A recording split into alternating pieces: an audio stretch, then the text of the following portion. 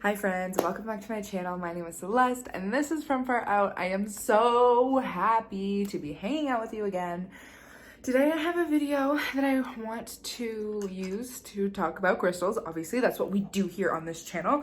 We talk about crystals, we talk about spirit, we talk about healing, we talk about trauma, we talk about all kinds of things.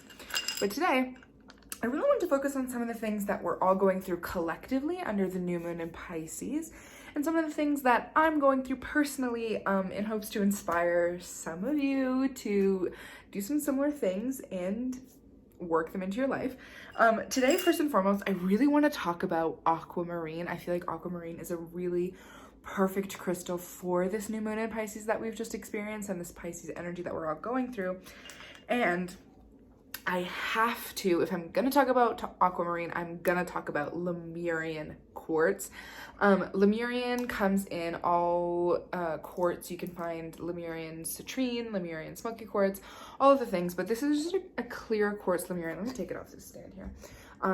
This is the big mama of Lemurians. I have never in my days seen one bigger than this, and it has like these two phantoms. Can you guys see those right there and right there? It's such an Ascension vibe crystal. And the bottom it's like broken. It's not cut like this. This is a custom made stand where they like built it to fit this crystal because it's so badass. Anyways, let's first talk a little bit about Aquamarine. Oh, and also welcome to my new background. It's terrible. I hate that little scuff, but there's nothing I can literally do about it. And my lights and microphone were already in here because this is where I've been shooting my ASMR videos because it's the quietest room in the house. If you're into ASMR, go check out my channel. I'll link it in the description. But Aquamarine, so this little bowl, let me show you the pieces. This little bowl holds my Aquamarine pieces. I have this very cool Japan Law Aquamarine.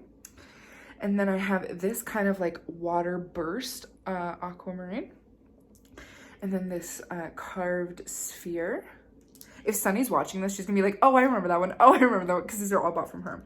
And this one used to actually be on a necklace, but it broke, and I kept the piece of the. And then this little baby. Now, to be for real,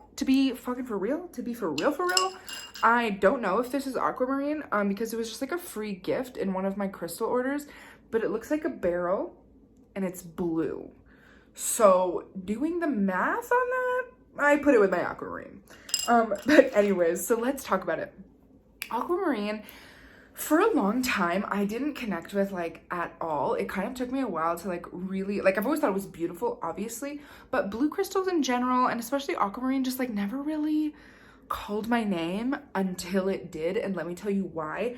Aquamarine is like the power of truth embodied. So the loss of disillusion, when I stopped like lying to myself and pretending I was somebody or something, or just like living a different life than I was actually living, I deeply connected with Aquamarine as I want to say like a truth teller, like just really instilling the lack of disillusion in my life.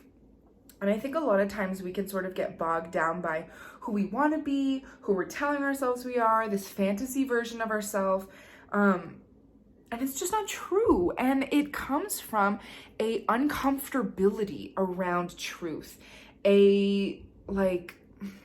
Not necessarily like telling lies and being a liar, but just like existing in the eye, existing in the mind, and not existing in like the physical world.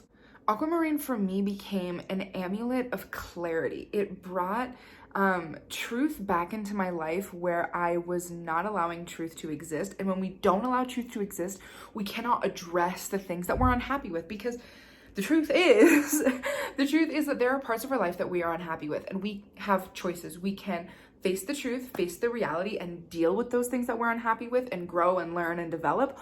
Or we can live in a place of illusion. We can live in a place of like disconnection. We can just like put our hands up, shrug our shoulders, and say like, that's not my business. And then we're carrying this like shit that we don't want in our lives. So when I connected to Aquamarine, I connected to authenticity and just really living in myself and in my life and in all things that were given to me without judgment of self, without judgment of others, without like feeling like I always had to, you know, upgrade and be better and do better and like fix all these things. And I just was like, this is me. This is my life. This is the place that I'm at right now. It's better than the place that I was. It's not as good as the place that I'm going, but we're here and we're comfortable with it. And that was an uncomfortable truth that I just like really wanted to disconnect from. But nowadays I am feeling much more connected to clarity and reality and just like really accepting things, because in truth, all we have is truth. And Aquamarine also is very connected to power, and not necessarily power in the way of like being better than everybody and like having all this power, but like power in the idea of creating intention and having this like manifestation at your fingertips, like the physical idea of power, like power that we can hold in our hand and then activate into the world. So it's been a really beautiful connection.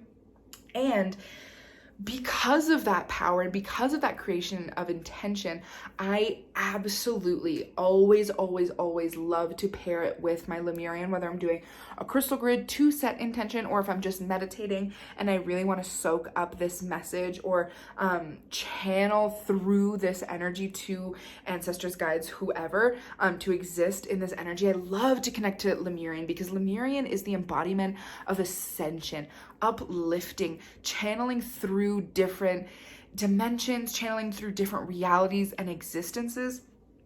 And Lemurians obviously connected to Lemuria, old worlds, not necessarily old worlds, but different worlds, different experiences, different truths that can be brought with the power of Aquamarine into our hearts and our daily lives today.